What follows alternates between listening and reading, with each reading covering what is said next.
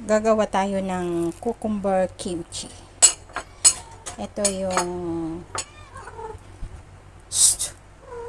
spring onion, ginayat na sibuyas, red.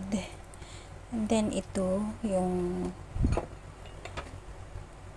cucumber, carrots,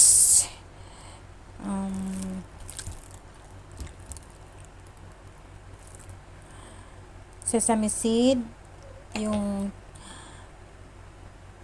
Korean chili powder, asin, at saka dito yung ginadgad ko na apple, luya, at saka ginadgad ko rin yung konting sibuyas. Then paghalu-haluin na natin yan mamaya. Ito ang pinaka easy, pinakamadaling gawing kimchi, yung cucumber, kasi paghalo-halo.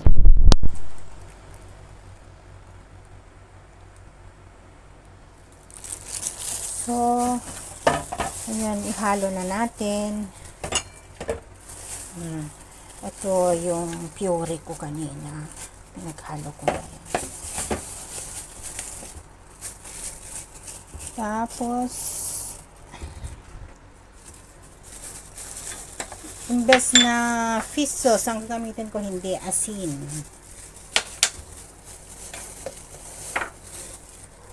And then yung chili,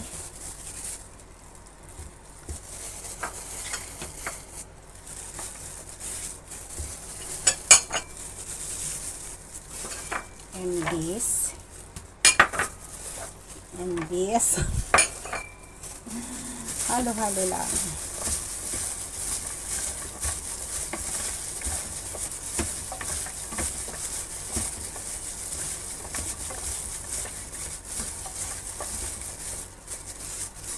Kulang yung anghang, dapat maganda ang kulay.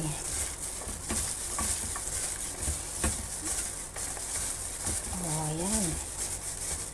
And then lagay na natin yung cucumber. Ayan, oh. Binabad ko lang sa asin.